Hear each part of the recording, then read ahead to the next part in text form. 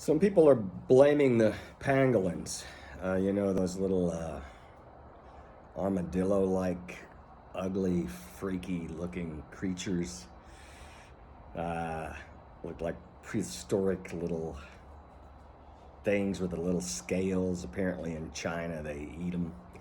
They use their scales for medicine. Some scientists are saying it's the bat soup. I'm not sure. My research hasn't been conclusive, but I have done a lot of deep research and I want to share this. Starting with the history of the internet, actually. The internet was conceived as a way to connect computer networks. The work was mostly done by the United States, the UK, and France. By the 80s, commercial internet providers began to pop up, and originally they had it in a few American cities. But then later on, research was done in Switzerland by a computer scientist named Tim Berners-Lee. And he's credited with inventing the World Wide Web, WWW, that's him, he's the guy. And after that, the internet began to explode exponentially. The first online reviews started appearing as early as 1999.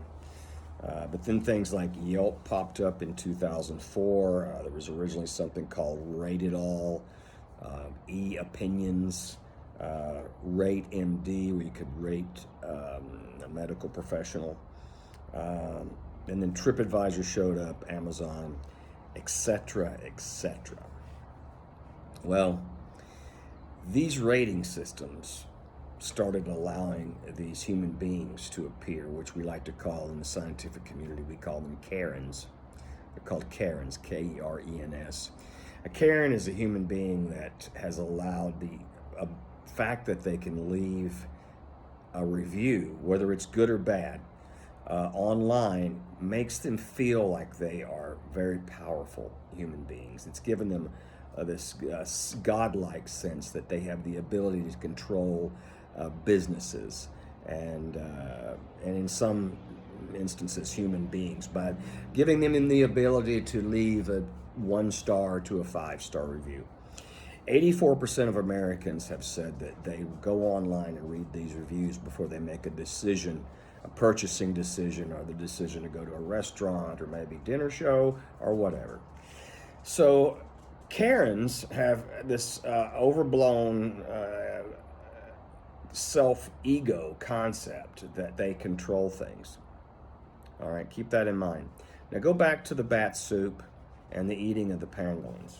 Why then, if Karen has the ability to ask to speak to a manager, why didn't they speak up when they got some bad bat soup?